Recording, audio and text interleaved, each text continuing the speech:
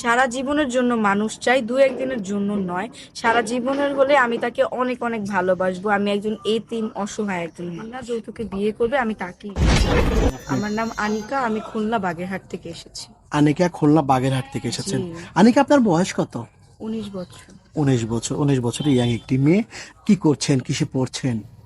পড়াশোনা করতাম, এসএসসি পাশ করছি 2022 সালে। তারপর আর পড়তে পারিনি, আমার বাবা মারা গেছে। বাবা মারা গিয়েছেন। বাবা কিভাবে মারা গিয়েছিলেন আনিকা? এমনি অসুস্থ ছিল, স্ট্রোক করে মারা গেছে। আচ্ছা, এখন পরিবারে কে কে আছেন? পরিবারের সৎ মা আছে, ছোট বোন আছে, নানু আছে।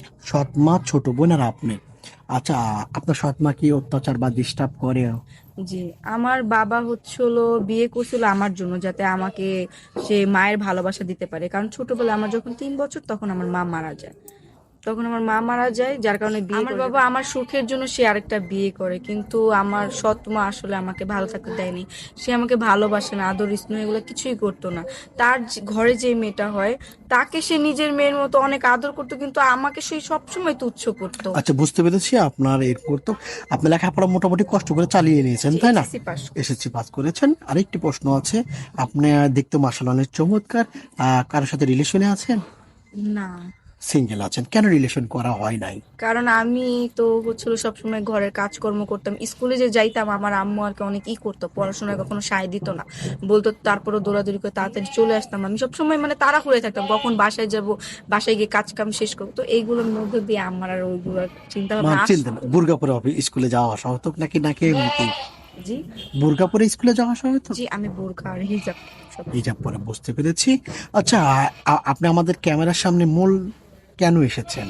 ক্যামেরার সামনে আসার একটাই কারণ, এখন যেহেতু আমার বাবা নাই, আমার আপন বলতে কেউ নাই। আর আমার সৎ মা আমার ভবিষ্যতের জন্য কিছুই করবে না। তো আমার নিজেরটা আমার নিজেই বুঝতে হবে। তো আমি আপনাদের ব্যাপারে অনেক শুনেছি যে আপনাদের মাধ্যমে আপনারা ভবিষ্যতের ব্যবস্থা করে দেন, বিয়ে করায় দেন। তো এই আর কি। মূলত এই জন্য এসেছেন। জি, আচ্ছা, কেমন না পার্টনার চাচ্ছেন? আপনার পার্টনারটা কেমন হবে? বয়সটা কেমন হবে? পার্টনার তো লাইফের জন্য খুব গুরুত্বপূর্ণ, তাই না? হ্যাঁ, অনেক পার্টনার। গুরুত্বপূর্ণ।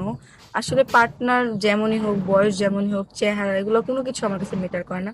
ম্যাটারটা হচ্ছিল সে ভালো একজন মনের মানুষ হতে হবে, সৎ হতে হবে, আমাকে যেহেতু দেখবে। আপনাকে বুঝবে।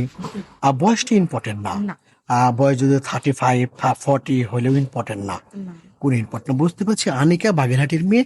অনেকে আপনার সাথে যোগাযোগ করতে চাইবেন, কিভাবে যোগাযোগ করবেন? আপনাদের সাথে যোগাযোগ করলে আমাকে পাবে। আমাদের সাথে কেন? আমাদের সাথে আপনার সাথে যোগাযোগ করতে পারবে না?